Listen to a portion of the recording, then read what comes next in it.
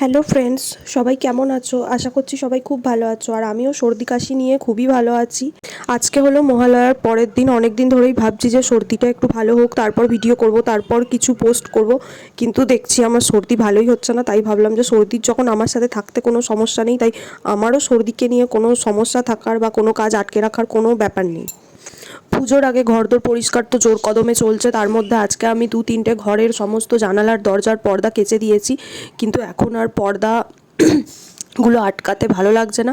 শুধু আমাদের ঘরের এই জানালার পর্দাটা আটকাবো, কারণ নয়তো ভোর হওয়ার আগে থেকেই ঘর আলো হয়ে যাবে, ঘুম ভেঙে যাবে। তাই শুধু এইটাই লাগিয়ে আজকে শুয়ে পড়বো। পুজোর শপিং সমস্ত কিছু কমপ্লিট, কিন্তু এই কাশি নিয়ে আমি কি করে যে ঠাকুর দেখতে যাব আমি সেটাই ভাবছি। মানে সর্দির একটু অসুবিধা হচ্ছে না যে নিজেরও তো একটা মান সম্মান থাকে, আমি আর কতদিন পরে থাকবো একজনের কাছে, সেইটুকু মান সম্মানও সর্দির নেই, সেই আমার হয়েই আছে।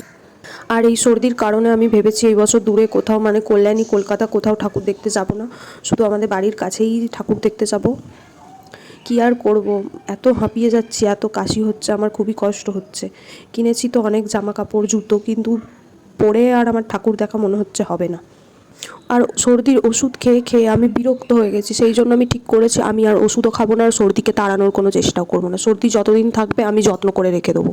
আসলে প্রথম ব্যাচের সর্দিটা আমার ভালোই হয়ে গিয়েছিল, কিন্তু এই রান্না পুজো, বিশ্বকর্মা পুজোতে গিয়েছিলাম আবার আমার বাবার বাড়ি, সেখানে গিয়ে আমার জলটা চেঞ্জ হয়েছে, আবার আমার সর্দি হয়েছে। সর্দি কাশি নিয়ে বাড়ি ফিরেছি, আর আমার সর্দি ভালো হচ্ছে না, মানে আমি চেষ্টাও করছি না ভালো করার।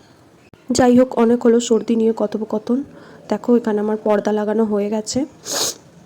আর এই লজেন্স ছাড়া তো আমি ঘুমাতেই পাচ্ছি না, শুধু সারা দিন রাত লজেন্সই খেয়ে বেঁচে আছি। এক প্রকার পেটে আমার লজেন্সের মনে হয় খনি তৈরি হয়ে গেছে।